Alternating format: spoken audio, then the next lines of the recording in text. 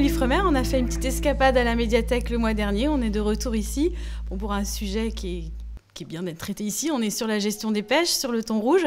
On accueille Nastasia Reyes, qui est anthropologue de l'environnement au Musée national d'histoire naturelle. Donc on va parler de cette gestion du thon rouge qui est internationale, mais qui a des répercussions sur les pratiques des pêcheurs à la petite pêche. Donc on va avoir un point de vue quand même de l'anthropologue aussi ce soir, qu'on n'a pas souvent dans les Lundis de la mer, donc on est ravis. On va la laisser nous raconter tout ça, et puis on garde comme d'habitude du temps pour échanger avec elle à la fin. Bonne conférence. Merci.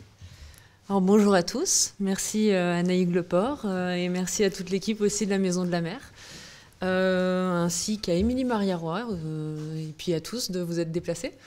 Donc je vais aujourd'hui vous présenter un travail qui fait partie de mon travail de thèse, et ici qui s'intitulera « Regard croisé sur la gestion du thon rouge » d'une conférence internationale aux pratiques des pêcheurs, et ça se situe notamment en Méditerranée. En fait, ce travail-là, il a été réalisé au sein du laboratoire d'éco-anthropologie et d'ethnobiologie du Muséum d'histoire naturelle entre 2013 et 2017. Alors, je vais donc vous présenter rapidement mon plan. Il va se constituer de manière assez classique. Donc, je vais commencer par une introduction. Je vais détailler 3 grands axes et ensuite je conclurai. Donc, tout d'abord, comment j'en suis venue à travailler sur ce sujet ? Donc, j'ai commencé à travailler il y a 7 ans sur les pratiques des pêcheurs en Méditerranée, notamment en Corse, sur les conflits entre les pêcheurs. Et à la suite de ça, j'ai travaillé sur les savoirs et les techniques des pêcheurs en Languedoc-Roussillon, qui est actuellement l'Occitanie. Et à ce moment-là, je me suis rendu compte lors de mes terrains que pour une grande partie des pêcheurs à la petite pêche, ils considéraient que l'application de la politique commune des pêches a été controversée et qu'il y avait un interventionnisme de la part des politiques publiques qui était considéré trop important.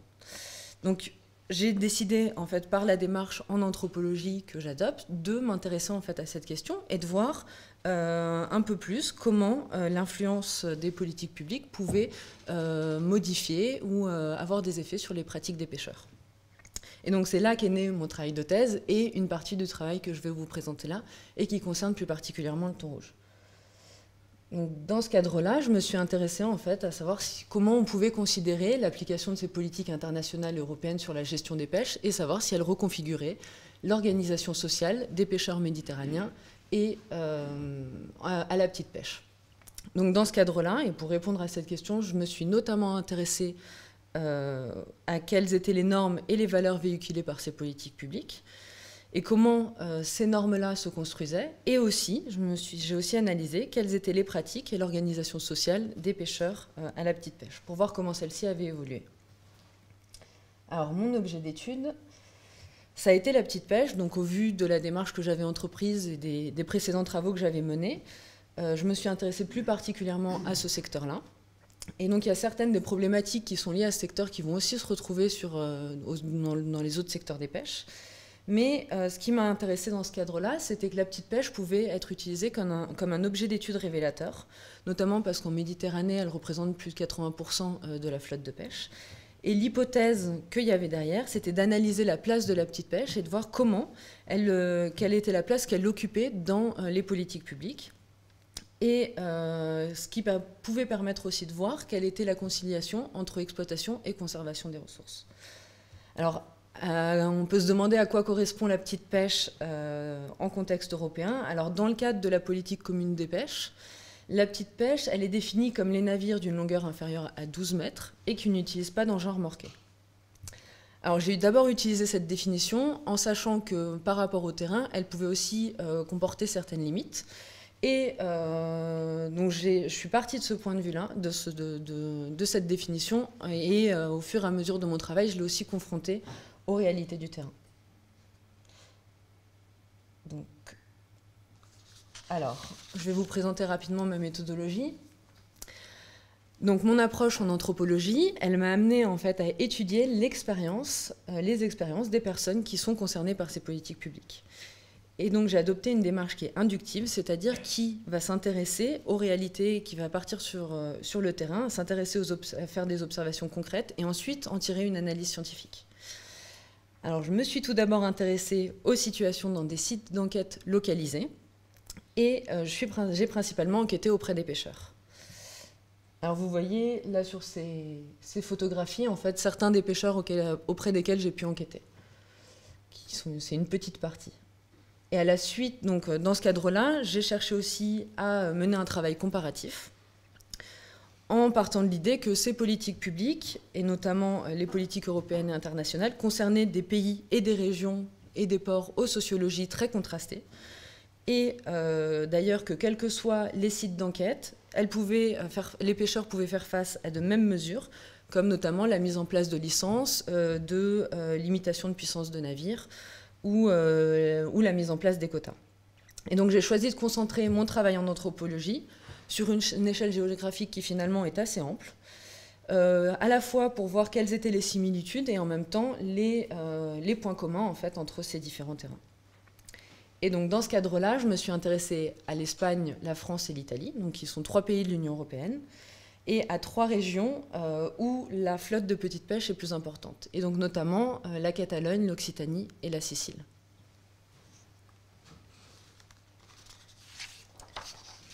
Alors vous voyez, là c'est une carte, du coup, le liseré rouge va représenter l'espace sur lequel je me suis déplacée et les zones où j'ai pu faire des entretiens avec les pêcheurs.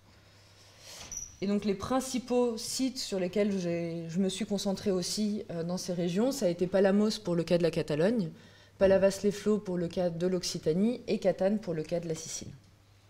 Et en fait, à cette approche localisée auprès des pêcheurs et des entretiens auprès des pêcheurs, j'ai aussi mené une étude qu'on appelle en ethnographie multisite, c'est-à-dire que ça m'a invité en fait à suivre en parallèle plusieurs terrains, plusieurs réseaux d'acteurs, et à suivre aussi mon objet de recherche là où il me mène. Et dans ce cadre-là, j'ai suivi les pêcheurs aussi dans le cadre des organisations internationales de gestion des pêches. Et dans ce cadre-là, je me suis donc déplacée au Portugal, à Madrid, à Gênes, à Malte, et puis plus récemment d'ailleurs à Marrakech, pour suivre des réunions institutionnelles, donc l'ICAT.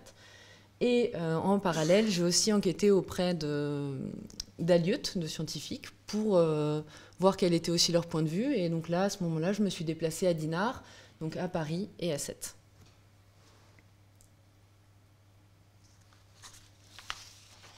Alors, dans le cadre de ma collecte des données, j'ai donc adopté une démarche qui est assez classique en anthropologie, qui consiste à adopter une démarche d'observation participante. Donc, c'est un travail d'immersion assez long.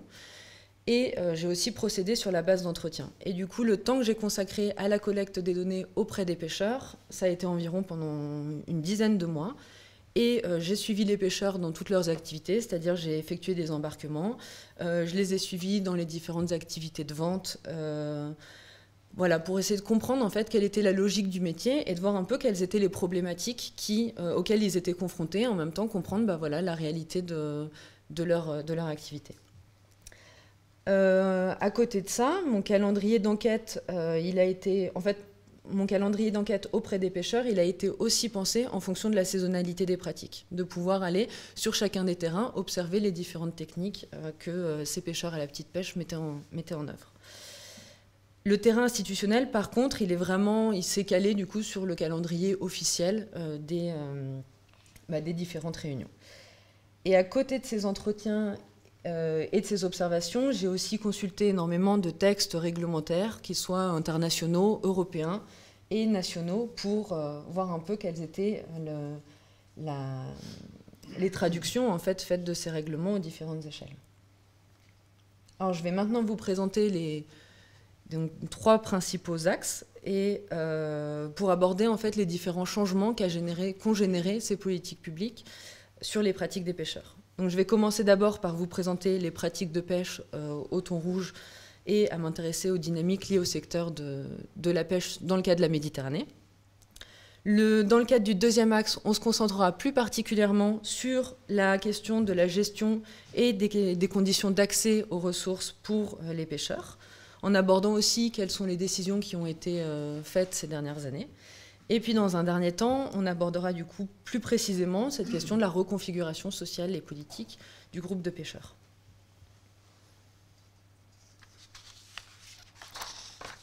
Alors, pour aborder le contexte de la pêche au thon rouge, je vous propose de prendre une échelle un tout petit peu plus importante et de s'intéresser aussi à la situation du Japon et à l'industrie agroalimentaire. Alors, le développement de la pêche en thon rouge dans le cas de la Méditerranée, il se manifeste notamment par une demande, par une hausse en fait de la demande en thon rouge dans les années 80 et un développement de la pêcherie lié au développement de la consommation du sushi et du sashimi. Alors, en près de 40 ans, il y a eu une augmentation qui est a priori estimée à 60% de la consommation du thon rouge. Et avec les Japonais qui se réservent, donc vous voyez la photo qui est ici située en bas à droite, donc des stocks de thon rouge congelés qui permettent de réguler les prix en fonction des périodes. Donc c'est ce qui est désigné par un stock stratégique, qui a été évalué jusque-là à 55 tonnes et qui va réunir plusieurs entreprises, dont l'entreprise Mitsubishi.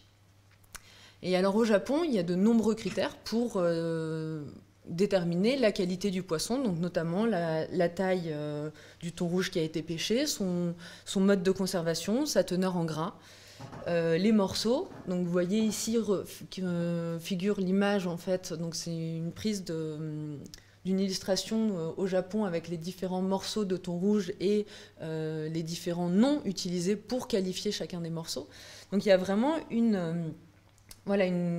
une culture autour de la consommation de ce poisson et des connaissances qui vont être développées pour qualifier ces différentes parties. Donc cette hausse de la consommation, cette hausse de la demande, en fait, elle va nécessiter aussi une hausse de son approvisionnement et ça va entraîner aussi une augmentation de sa valeur marchande. Donc il y a différents endroits dans le monde où on pêche le thon rouge. Mais avec l'effet du sushi sashimi, il y a eu un effondrement notamment sur le stock du Pacifique et un repli qui s'est effectué sur le stock de Méditerranée. Et ce qui a donc entraîné en fait une augmentation de la pression de pêche sur cet espace-là dans la zone méditerranéenne. Alors comment s'est développée cette activité? Alors la pêche au thon rouge telle qu'on la connaît aujourd'hui en Méditerranée, elle est notamment liée à l'essor d'une flotte spécifique ciblant le thon rouge, qui sont notamment les thoniers sonneurs. Un développement de cette pêcherie qui a commencé à la moitié donc, des années 80, mais qui s'est surtout développé entre 1995 et 2005. Et c'est à ce moment-là que les pays méditerranéens se sont notamment mis à pêcher plus activement cette espèce. Donc il y a eu une augmentation du nombre de bateaux et des puissances de pêche et de son efficacité. Donc un développement de cette flotte de pêche qui a aussi été lié à la politique européenne, qui a porté création de navires qui mesurent en moyenne 30 mètres et qu'il s'agit d'investissements assez importants où à ce moment-là, l'idée des instances publiques c'était de développer cette activité et il y a eu la mise en place de subventions pour aider au moins partiellement la construction de ces navires.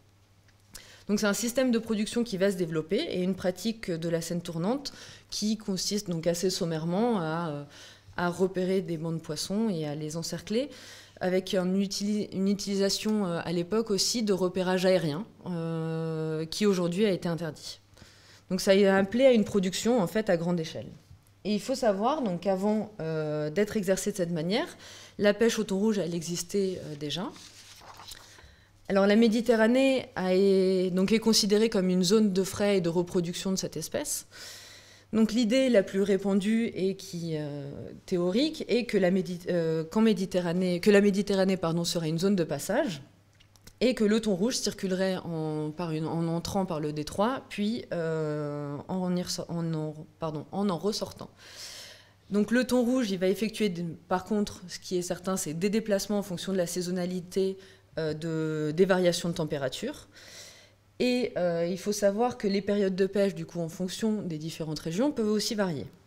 Donc en Occitanie, par exemple, la période de pêche va se situer notamment entre mai et juin, puis elle reprend dans le courant du mois d'août jusqu'à la fin de l'année. Donc il y a une rupture en fait au mois de juillet, où à ce moment-là, les pêcheurs disent que cette espèce, elle est plus présente à proximité des côtes.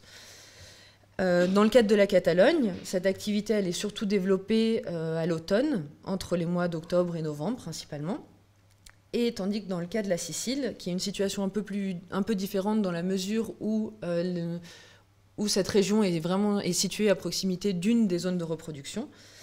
Là, il va y avoir des individus de très grosse taille, donc des reproducteurs, mais aussi des juvéniles, dans un temps assez court. Donc voilà, en tout cas, les pêcheurs, du coup, dans le cadre de cette activité, ils ont développé des observations, des connaissances associées à cette espèce.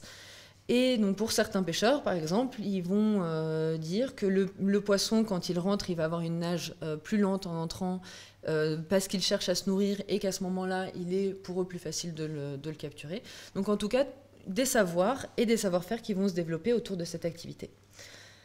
Alors du point de vue scientifique, il y a eu des études aussi plus récentes qui ont montré que, de manière plus intense, qu'il y avait des échanges entre l'Atlantique et la Méditerranée qui se faisaient plus importants et que le thon rouge se retrouvait même sur les côtes de l'Atlantique Ouest. Et à côté de ça, les dernières études ont aussi montré qu'il y avait un stock de thon rouge qui restait plus précisément sur la zone méditerranéenne. Donc c'est quelque chose qui avait déjà été mis en avant par certains pêcheurs, mais qui vient plus récemment d'être démontré au niveau scientifique. Donc les savoirs sur la biologie de l'espèce sont encore en construction et sont encore en cours.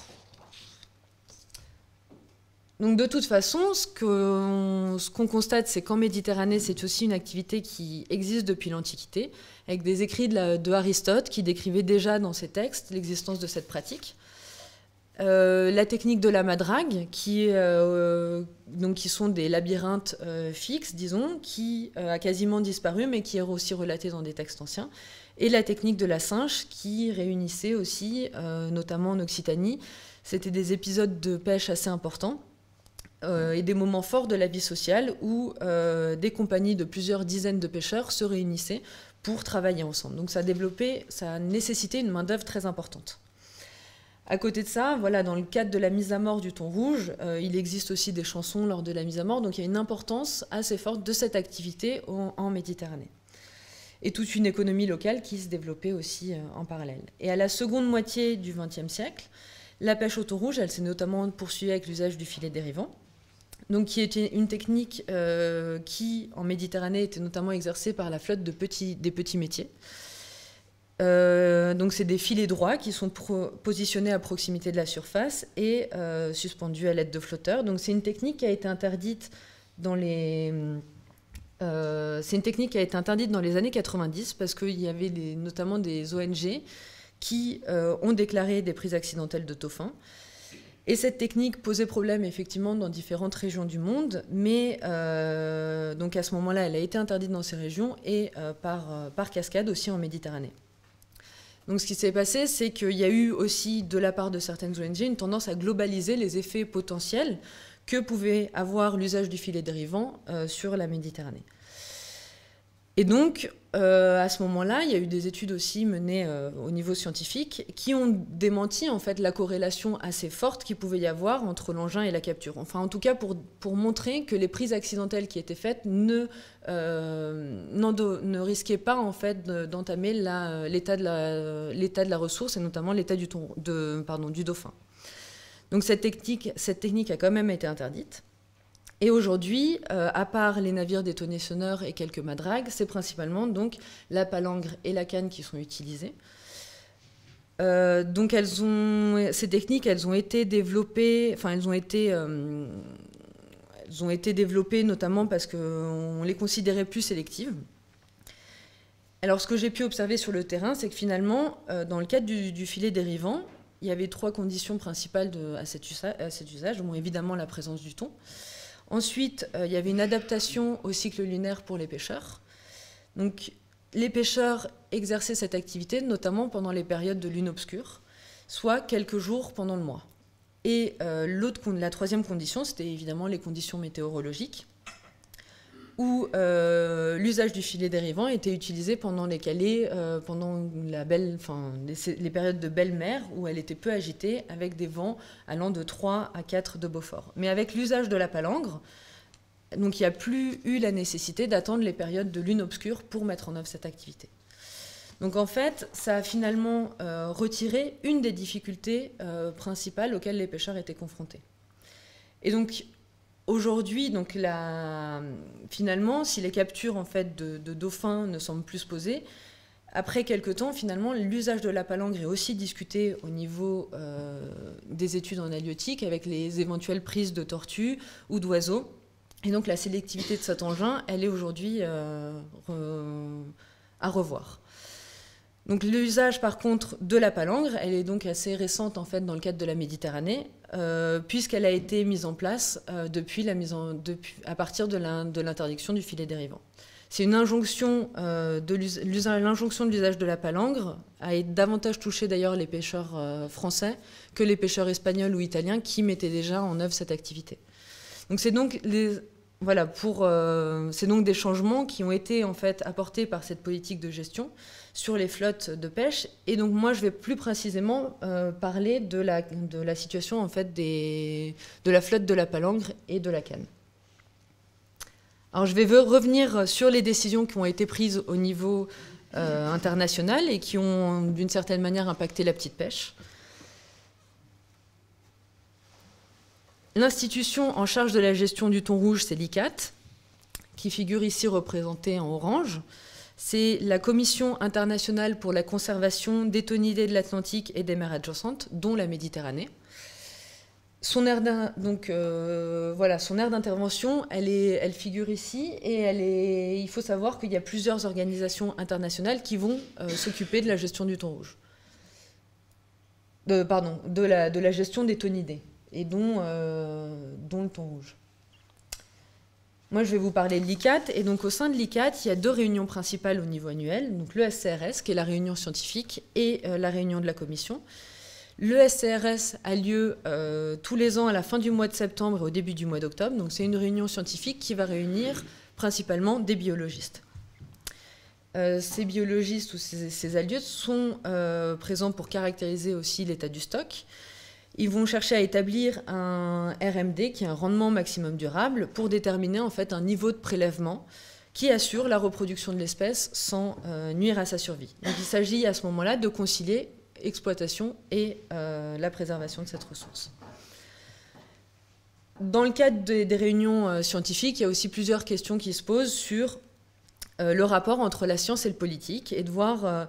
il y a une injonction assez forte donnée aux scientifiques de produire des données chiffrées pour aider les gestionnaires à prendre des décisions, avec des scientifiques qui restent souvent dépendants en fait, de la disponibilité des données, de capture et de débarquement, et qui appellent d'une certaine manière à prendre des précautions aussi quant aux résultats qui sont produits. Et donc certains scientifiques cherchent à conserver une indépendance entre les données qui vont être produites et les décisions qui vont être prises. À côté de ça, il y a la réunion de la commission, donc qui va se réunir tous les ans aussi, mais un peu plus tard dans l'année, donc pendant l'automne. Donc la dernière réunion avait lieu en novembre 2017 et a réuni près de 700 personnes. Donc c'est là où les décisions vont être prises et se déplacent surtout les fonctionnaires et les hauts fonctionnaires internationaux et nationaux. À côté de ça, il va y avoir aussi la présence de certains professionnels, de représentants d'ONG et de quelques experts. Donc, dans ce cadre-là, dans le cadre des commissions, les pays vont en fait défendre aussi les intérêts économiques et géopolitiques qui sont les leurs. Et il y a des questions d'ordre plus socio-économique qui vont être abordées, tandis que dans la réunion du SCRS, on est sur des problématiques plutôt d'ordre biologique. Alors, je vous propose de revenir rapidement sur une chronologie de cette gestion, pour voir en fait que le thon rouge a été une espèce qui a été hautement médiatisée et qui est devenue un emblème de défense de la nature. Donc, dans les années 90, il y a eu les premières alertes des scientifiques, et ça a été que 8 ans plus tard qu'il y a eu la première limitation de capture, et les avis scientifiques à ce moment-là n'étaient toujours pas respectés. Donc, certains scientifiques ont d'ailleurs publié un article dans Marine Policy en 2014 pour expliquer quelles étaient, selon eux, les raisons qui expliquaient le fait que ces avis ne soient pas respectés. Donc, ils ont notamment mis en avant le fait qu'il y ait des conflits et des intérêts entre les différents pays, et que les décisions au sein de ces réunions se font notamment par consensus, ce qui oblige en fait chaque pays à se mettre d'accord. À côté de ça, évidemment, le fait que c'est un marché qui est important et assez lucratif, donc il y a une prépondérance des intérêts aussi économiques sur les questions de conservation. Donc à ce moment-là, le thon rouge est devenu donc un emblème de mauvaise gestion, et dans les années 2000, les ONG vont réagir pour faire autour de cette espèce, et cette espèce va cristalliser en fait les enjeux liés à la surpêche. Donc le thon rouge va faire l'objet à ce moment-là de nombreux reportages et publicités. Donc vous voyez en haut la campagne de WWF sur laquelle est écrite « Feriez-vous plus attention à moi si j'étais un panda ?» Une image en dessous de Bruno Le Maire où est indiqué « Cet homme est en train de tuer du thon rouge ». Et encore en dessous, voilà certaines actions qui ont été faites pour fermer la pêche. Il y a à la suite de ça des mesures de gestion importantes qui ont été mises en place au niveau international en 2007, avec un plan de reconstitution et 3 mesures principales. La première qui était une réduction de la saison de pêche à quelques semaines, et notamment pour les senneurs. Des contraintes plus fortes sur les tailles minimales qui sont passées à un minimum de 10 kg, qui sont passées d'un minimum de 10 kg à un minimum de 30 kg. Et l'établissement d'un système de contrôle et de surveillance assez fort. Mais ce qui s'est passé, c'est que toujours, il y avait toujours une limite le niveau de limite de capture était toujours trop élevé et les bateaux étaient considérés encore trop puissants. Donc à l'époque, il y a eu aussi de nombreuses captures non déclarées. Alors il faut savoir que dans le cas de la Méditerranée, ça a été aussi la première espèce en fait à être mise en place sous quota. Donc ça a aussi entraîné certaines difficultés dans cette première application. Donc en 2008, il y a eu une volonté de renforcer le plan de reconstitution, avec encore une augmentation des contrôles et une baisse et une destruction des navires autorisés à cette pêche. En 2009, il y a eu une demande de la part de Monaco pour inscrire le thon rouge à la CITES, et ce qui aurait en fait totalement interdit toute activité de prélèvement et de commercialisation en fait surtout sur cette espèce, et ça a poussé donc à un plus grand respect des mesures de gestion. Et en fait on en arrive à l'année 2014 qui a été un tournant. Donc quelles ont été les décisions qui ont été prises? En fait le graphique que vous voyez là représente en fait l'augmentation de l'état du stock de l'Atlantique Est et de Méditerranée. Donc le stock a été donc déclaré en voie de reconstitution avec 40% de chances d'atteindre une exploitation qui assure la reproduction de l'espèce. Alors à côté de ça, il y a eu les scientifiques exprimaient de grosses incertitudes sur les données qui étaient produites, mais ce qui est aussi resté, c'est qu'il y avait une tendance plutôt positive. Donc ça a laissé la possibilité aux différents États de discuter d'une augmentation du quota. Avec des débats donc assez importants, au niveau notamment pour déterminer quel était le niveau de cette augmentation, et pour discuter aussi de la clé de répartition, donc la répartition de ce quota entre les différents pays. Au sein de l'ICCAT, il y a 50 gouvernements, disons, qui vont se réunir. L'Union européenne siège pour l'ensemble des États membres. Et donc, par exemple, voilà, pour ces pays-là, la position de l'Union européenne, c'était qu'il y ait une augmentation, mais qui soit plutôt modérée. Le Japon souhaitait une augmentation très importante dans un premier temps. La Norvège, par exemple, préférait que les choses ne bougent pas, qu'elles restent identiques, tandis que le Maroc, l'Algérie ou la Tunisie souhaitaient aussi une augmentation, mais un peu plus importante pour les pays, pour leur pays, notamment en lien avec, pour défendre le fait qu'il s'agissait de pays en développement, qu'ils souhaitaient aussi s'adonner un peu plus à cette activité, ou pour des raisons aussi historiques. Donc bien évidemment, il y a eu différents points de vue et différentes positions de la part des pays, mais il fallait, là encore, trouver un consensus. Et à l'issue de la réunion, il a donc résulté une importante frustration de la part des différents fonctionnaires, mais ça aboutit tout de même à la décision d'augmenter le quota de 20% par an pendant 3 ans, et donc sur les années 2015, 2016 et 2017. Alors si on en vient plus précisément à la situation pour l'Union européenne, elle va recevoir 58% du quota total, donc quand même plus de la moitié, avec une répartition des quotas de pêche qui se fait au sein de l'Union européenne et qui est fixée de manière annuelle au mois de décembre lors de la réunion du Conseil des ministres.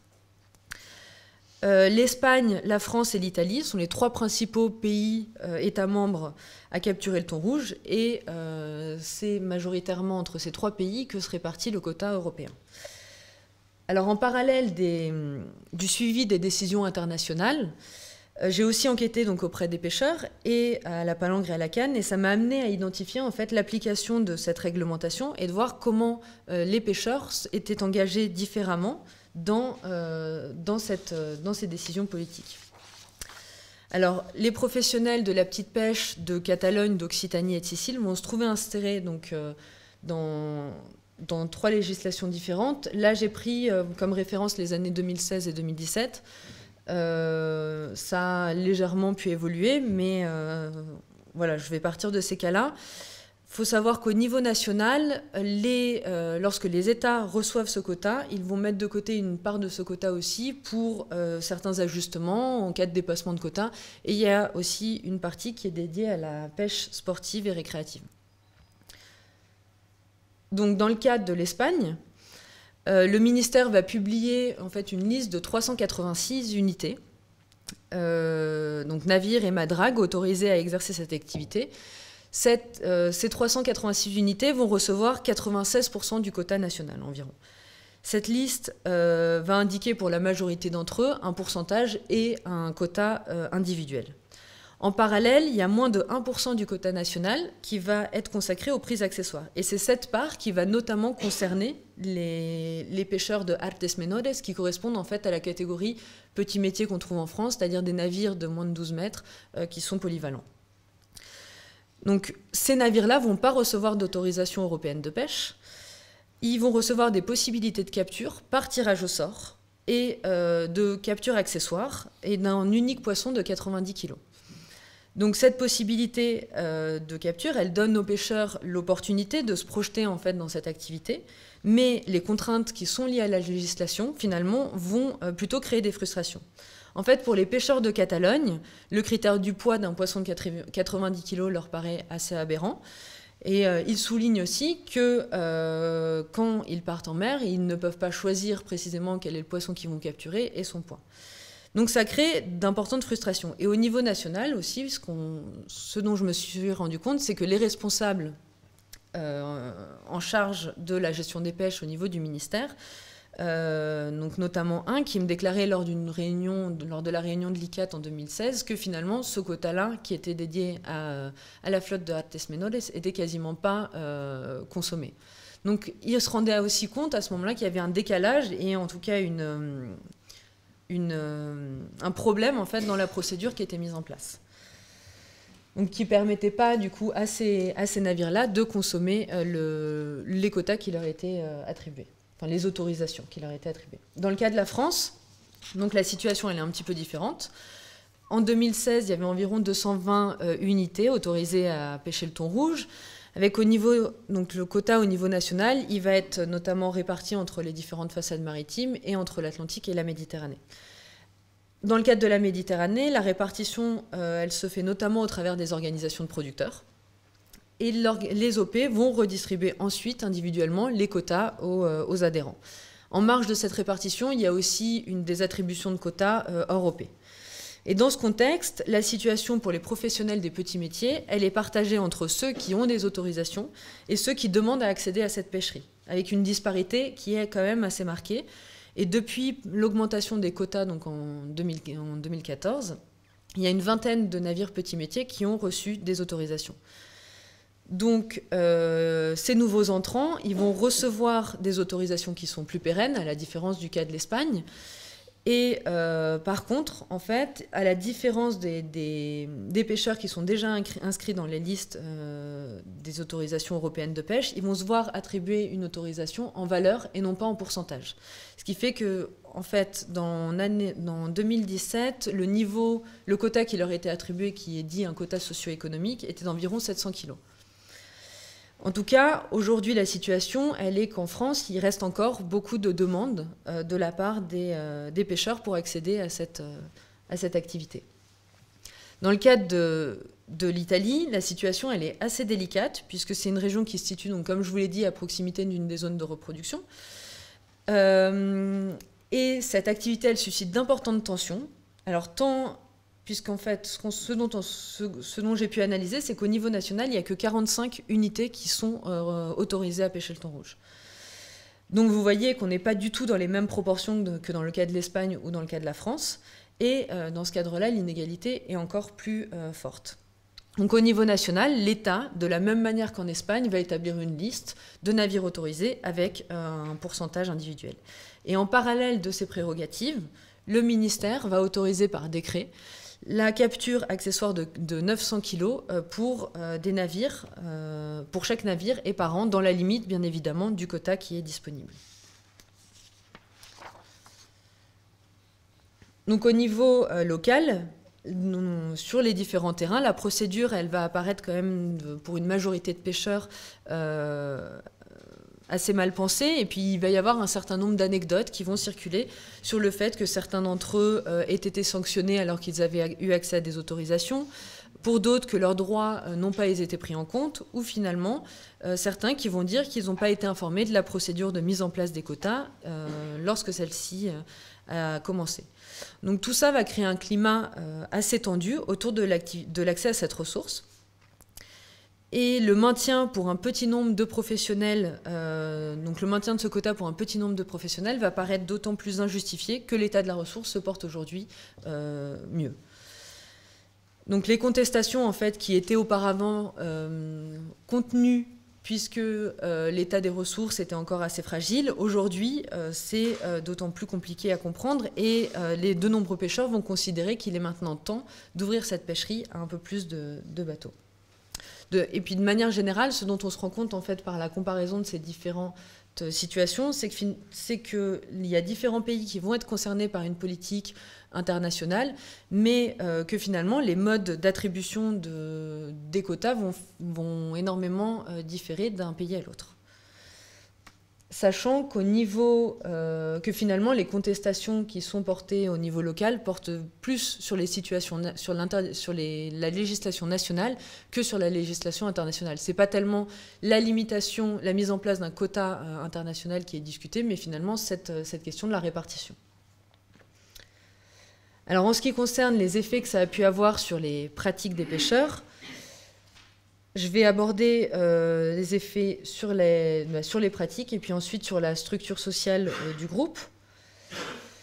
Alors en m'intéressant tout d'abord à la conséquence que ça a pu avoir sur la polyvalence et la saisonnalité, donc qui est un des concepts structurants des pêcheurs à la petite pêche de Méditerranée, qu'eux-mêmes vont mettre en avant aussi. Et donc ce cas-là va nous aider à comprendre en fait aussi de manière plus générale les conséquences générées par la gestion du thon rouge. Donc la polyvalence, ça correspond à la mise en œuvre conjointe ou successive de plusieurs techniques de pêche. Donc vous voyez ici représenté un calendrier d'activité d'un pêcheur à la petite pêche d'Occitanie. Et en fait, les pêcheurs vont s'appuyer sur des variations de présence et d'abondance des espèces selon les périodes.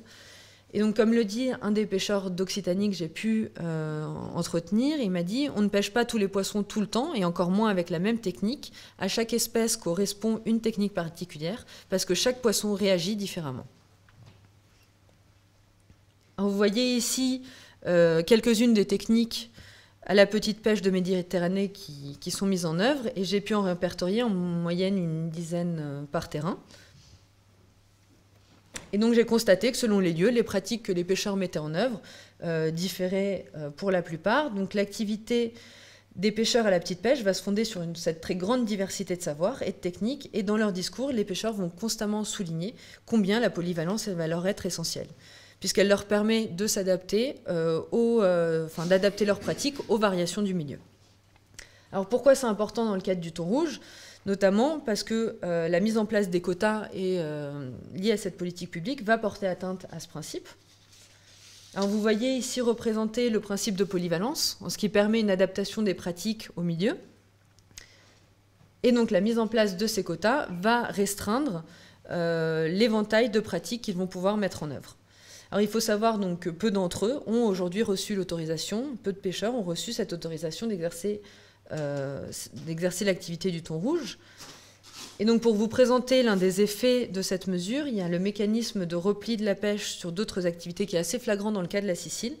Donc pour de nombreux pêcheurs à la petite pêche sicilien, ces restrictions d'accès au thon rouge, elles ont entraîné un repli de l'activité sur deux autres espèces qui sont l'espadon et le germon. Alors ça s'explique notamment parce que ces trois espèces vont évoluer dans des zones similaires et peuvent être capturées à l'aide du même engin, donc dans des proportions qui peuvent être différentes selon les années. Mais toujours est-il que l'interdiction du thon rouge a entraîné pour les pêcheurs une incertitude dans leur activité.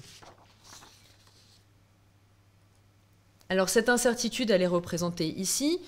Ça a entraîné donc une hausse de la pression de pêche sur ces deux autres espèces, qui sont l'espadon et le germon, et ça a eu pour effet aussi de nuire donc, au bon état et à l'équilibre des stocks, donc une fragilisation potentielle sur l'écosystème, puisque les conséquences ont été que l'organe scientifique de l'ICCAT, en 2016, a ouvert les discussions sur la mise en place d'un quota sur l'espadon et a soulevé de vives inquiétudes sur l'état du stock de germon.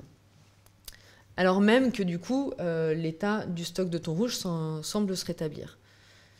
Donc cette situation, elle met en évidence plusieurs dynamiques et changements dans l'accès aux ressources, puisque ceux qui n'ont pas accès aux ressources, à ces quotas, il y a une exigence de rentabilité qui devient une préoccupation de plus en plus essentielle, avec une disparité des droits d'accès qui se mêle à des enjeux économiques. À côté de ça, le principe de polyvalence va être totalement remis en cause, puisque l'accès au thon rouge va se faire par autorisation spécifique. Et donc, il y a une institutionnalisation de la rareté qui se met en place. Et en parallèle de ces politiques publiques, il y a une reconfiguration sociale du groupe de pêcheurs. Alors, l'un des acquis que je viens de vous présenter, c'est donc qu'il y a un groupe qui va être divisé entre plusieurs sous-groupes, donc ceux qui vont avoir accès au quota et ceux qui ne vont pas y avoir accès. Et avec trois tendances, disons trois positions.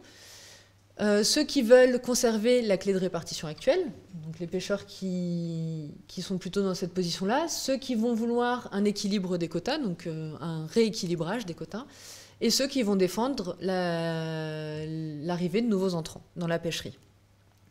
Et cette situation, donc cette division du groupe va être en plus accentuée par le fait que la gestion des pêches internationales et européennes est compartimentée en différents dispositifs institutionnels, ce qui va contribuer aussi à cloisonner le groupe. Donc la perception que vont avoir les pêcheurs sur ces politiques et sur l'application de la gestion va être plurielle et en fait finalement éclatée en une diversité d'expériences.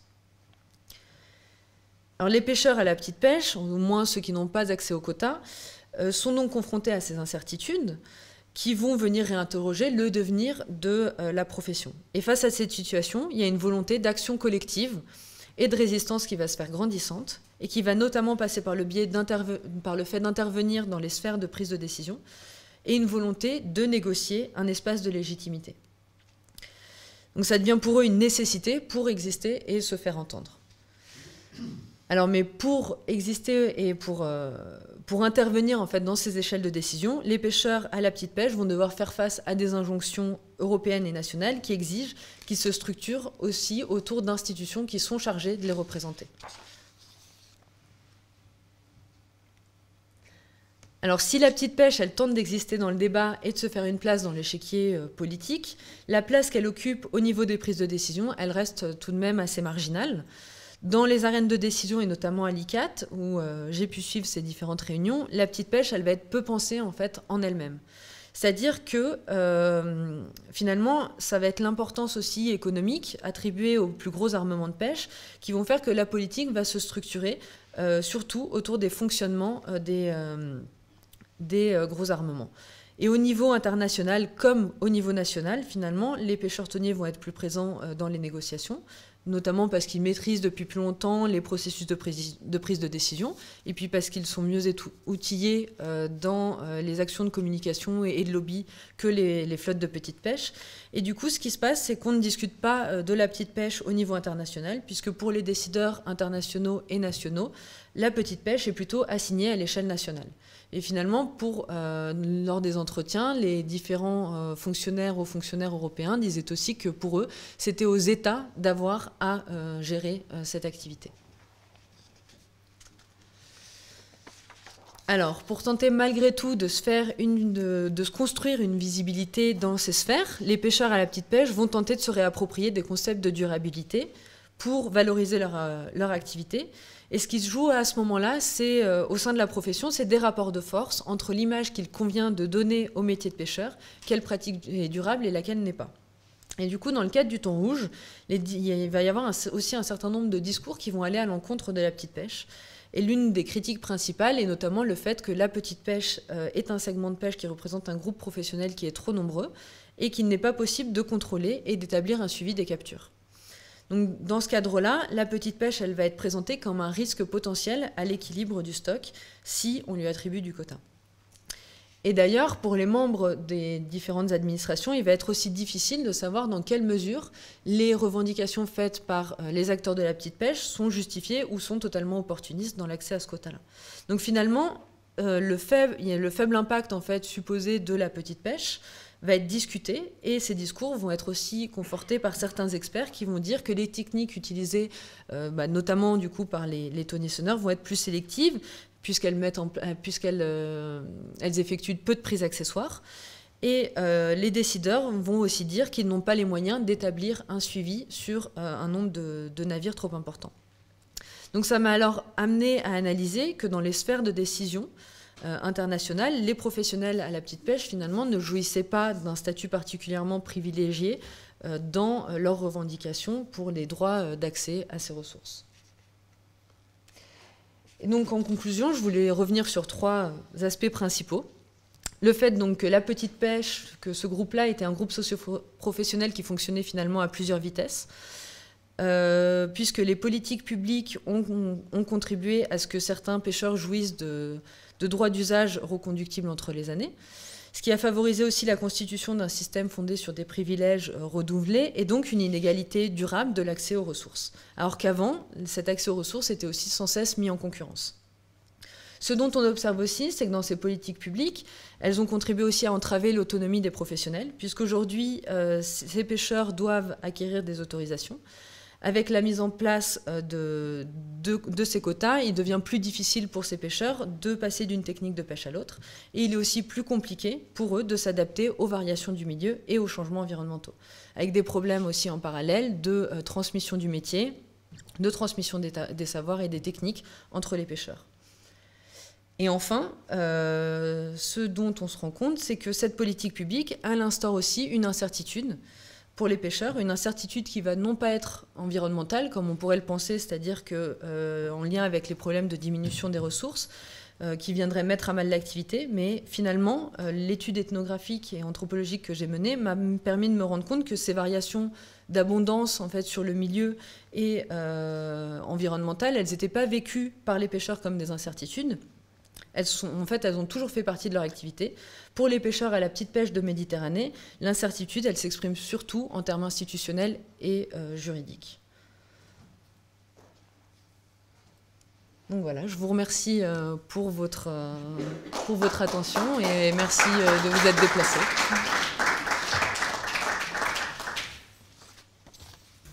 Bonsoir et merci pour la présentation. Le thon rouge, ça représente quelle part du chiffre d'affaires d'un bateau à la petite pêche? Et puis, c'est combien le kilo? Alors, ça dépend, en ce qui concerne le poids, ça dépend énormément en fait, en fonction de la période de pêche et des individus qui sont capturés. Ça peut... Juste parce que vous avez mis un moment 900 kilos par bateau en Italie. Oui.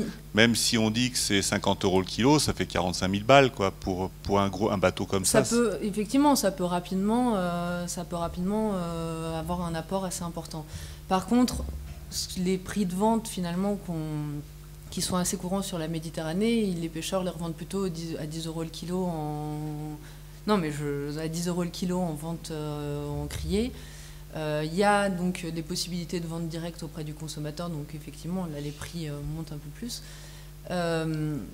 Donc ça peut effectivement, une part de quota faible, alors tout dépend des situations de l'entreprise, des parts de quota faibles peuvent rapporter beaucoup. Par contre, ce dont je me suis aussi rendu compte, c'est que finalement, des pêcheurs qui avaient consacré une grande partie de leur activité à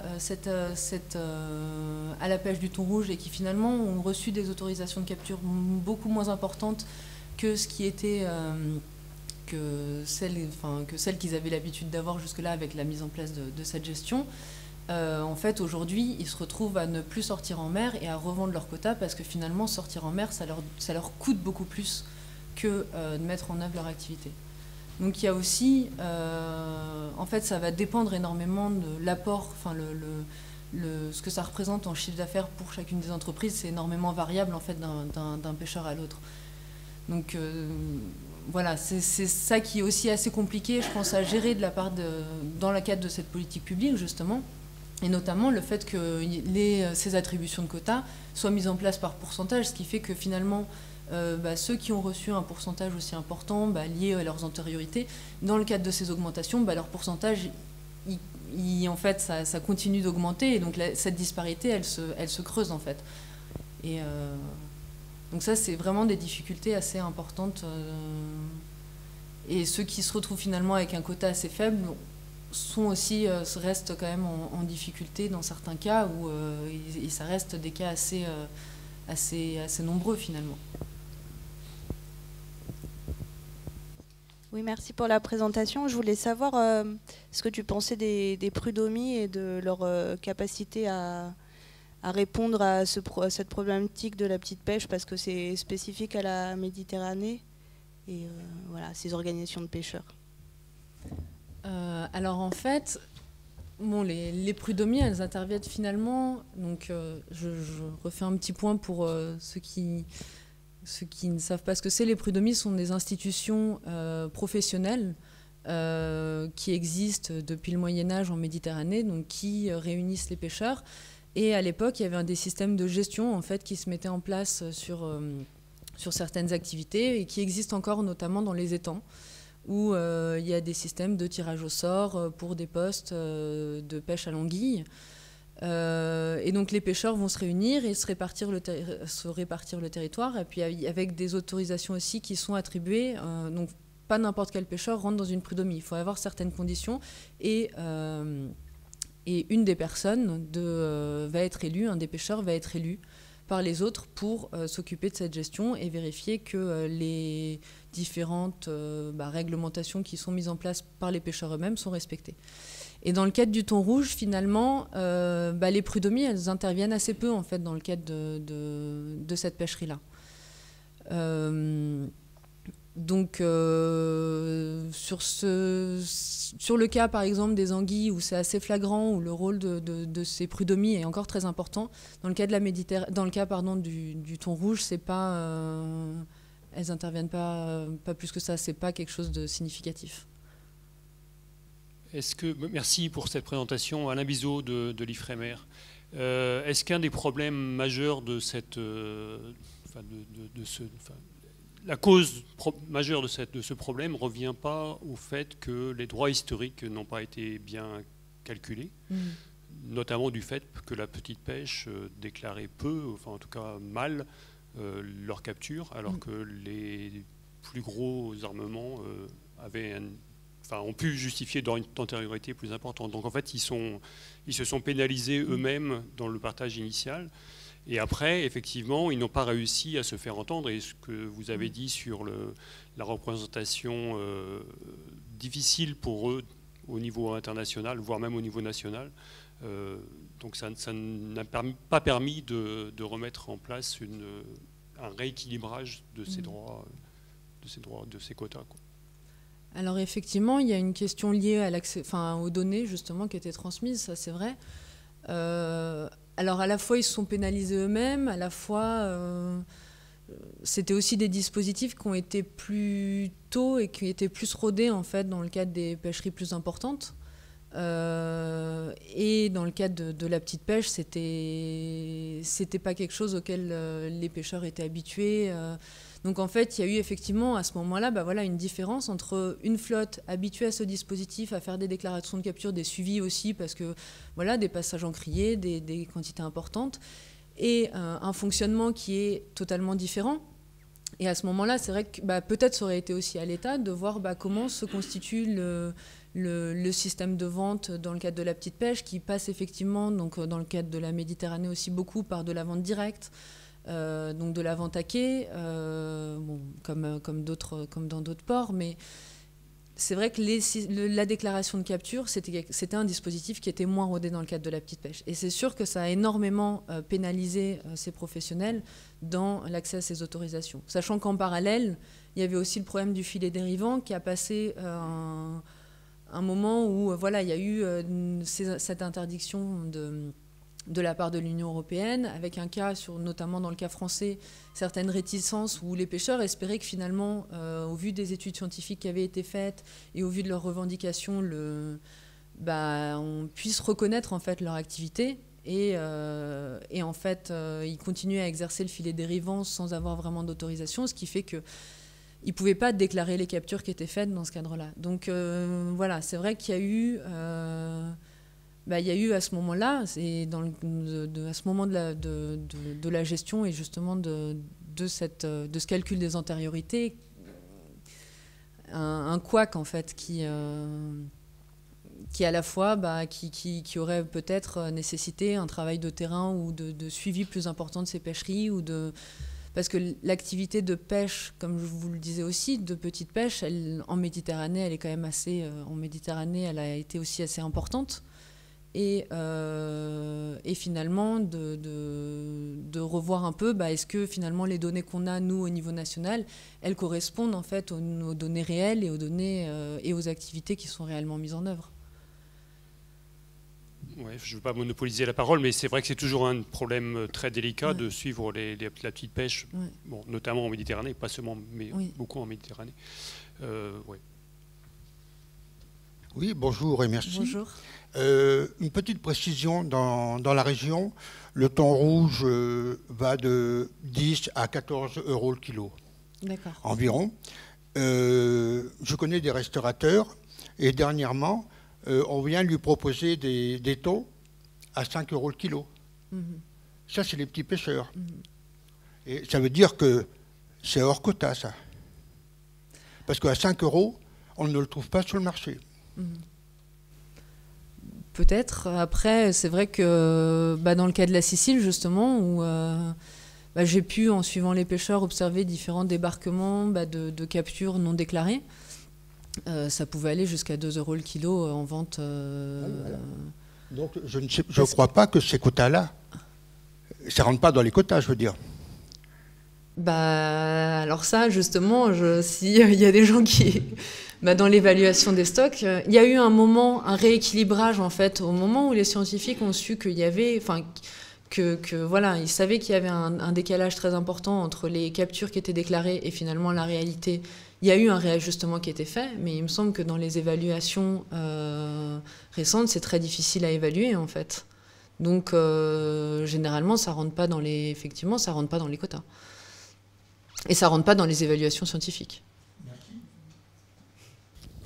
Oui, la question du contrôle sur la petite pêche, c'est aussi un des facteurs de l'incapacité des pêcheurs à continuer, quoi. Moi, j'ai eu plusieurs échos de pêcheurs qui disaient on pêche 1 thon, 2 thons, on doit appeler la gendarmerie, on va débarquer à telle heure, les gendarmes nous disent ah ben non, il faut attendre telle heure, il faut aller à tel endroit, etc.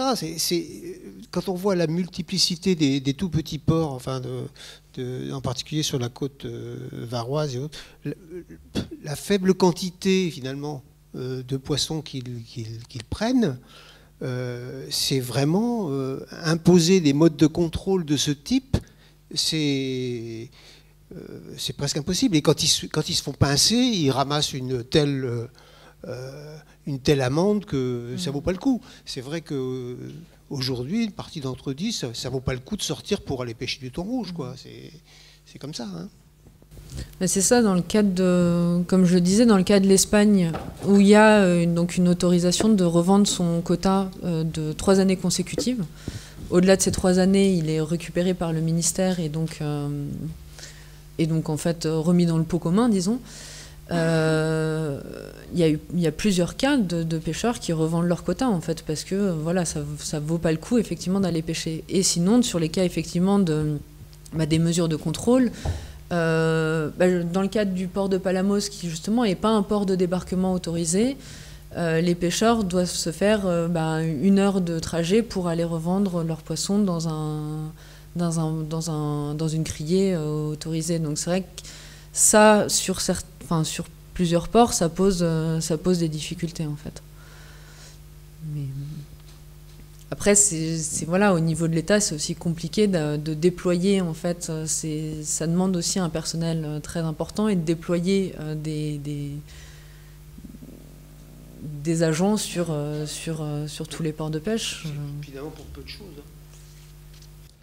En définitive, est-ce qu'on peut dire qu'il y a une chute de la production ou une explosion de la production? Où on en est pratiquement?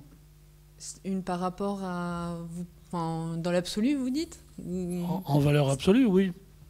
Une chute de la production. Là, il y a plutôt une augmentation. Cette année, encore en 2017, il y a encore une augmentation de 20% par an pendant 2017, 2018 et 2019. C'est bien ce qui me semble. Oui. Donc, d'ailleurs, 2018, 2019, 2020, pardon. Donc, la pêche pourrait non pas être libre, mais assouplie, disons. Les autorisations, qu'elles s'ouvrent à plus de pêcheurs. Peut-être, alors, oui. Ça, c'est des choses qui, justement, cette année, allaient être... les ministères se renseignaient pour voir, justement, si c'était possible d'ouvrir, d'avoir plus d'autorisations européennes à attribuer aux pêcheurs.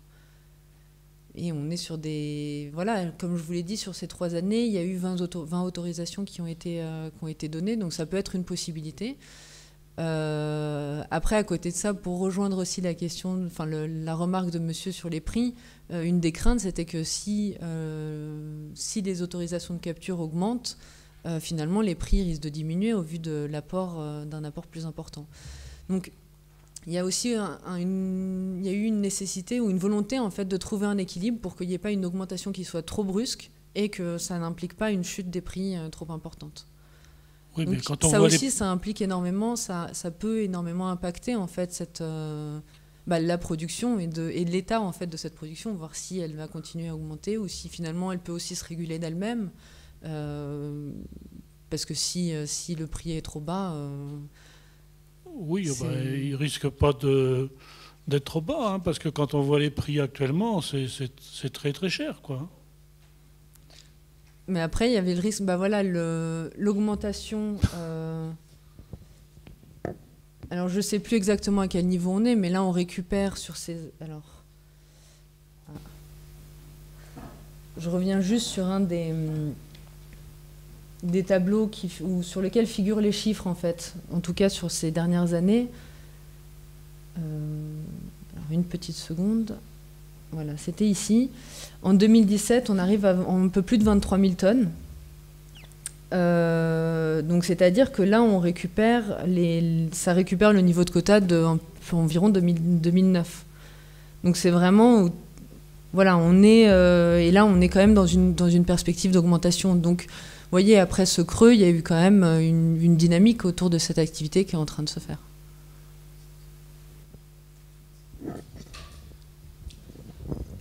Juste pour rebondir là-dessus, 2009, c'était effectivement 22 000 tonnes de quota, mais les captures étaient pratiquement le double. Oui, donc le réajustement, c'est pas tout à fait vrai, le terme. Vrai, parce que maintenant, les 23 000 tonnes, ils sont, même s'il y a quelques dépassements... pour rebondir sur ce que disait monsieur qui a tout vu du thon rouge vendu à 2 € ou 5 € le kilo, il y a aussi de la vente par les plaisanciers. Il ne faut pas non plus complètement l'occulter.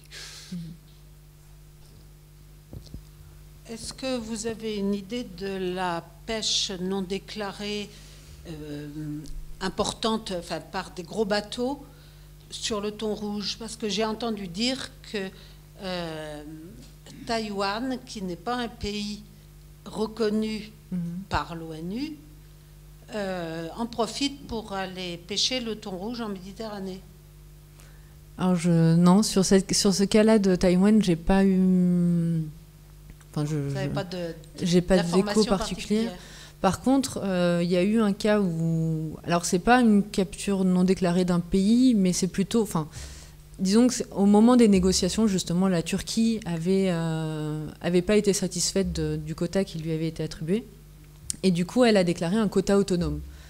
Donc, elle le déclare ouvertement, mais finalement, elle se crée elle-même, elle décide à ce moment-là de dire, bah voilà, moi, je ne respecte pas cette réglementation, je vous le dis, et cette année-là, je vais pêcher sans avoir reçu de quota officiel. Donc, ça a été une position, une prise de position, voilà, qui a été faite au sein de l'ICCAT et qui, effectivement, a un peu troublé les décisions qui, normalement, se font par consensus.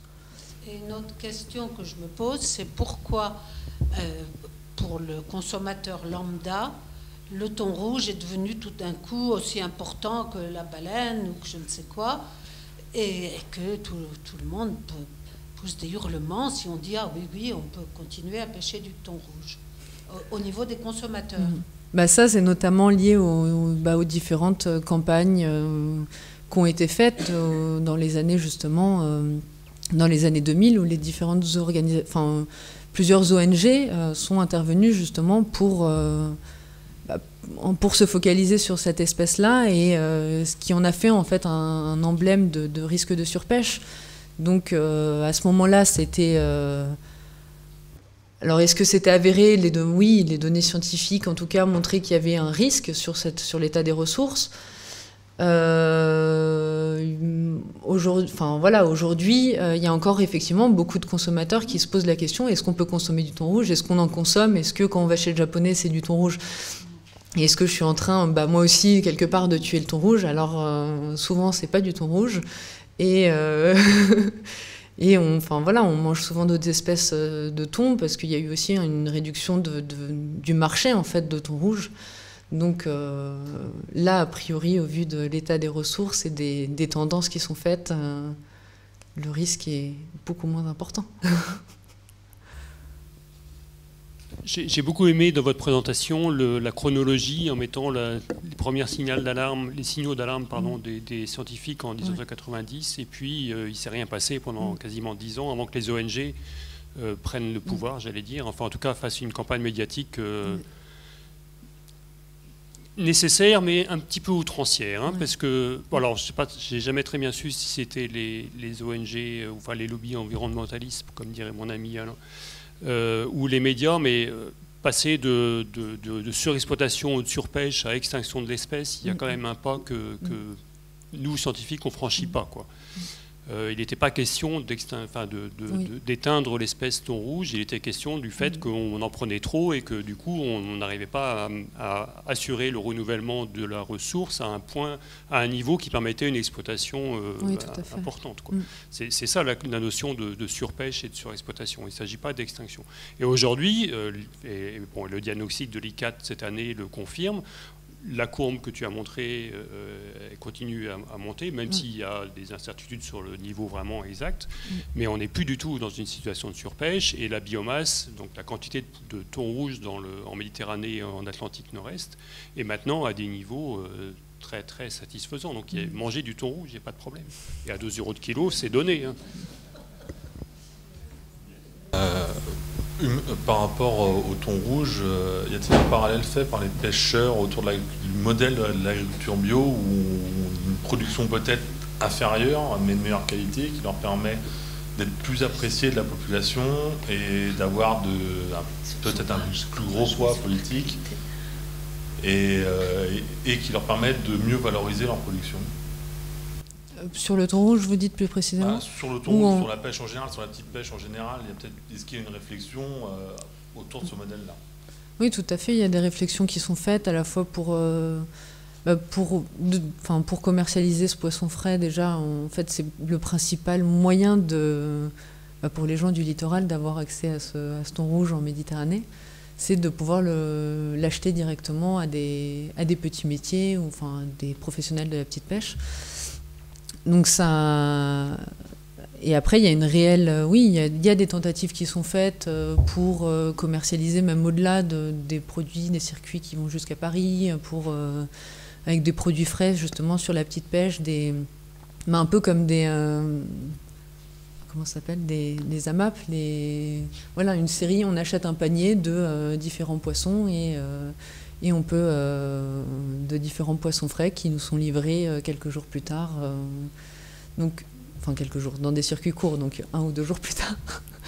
Mais il y a des tentatives qui sont faites.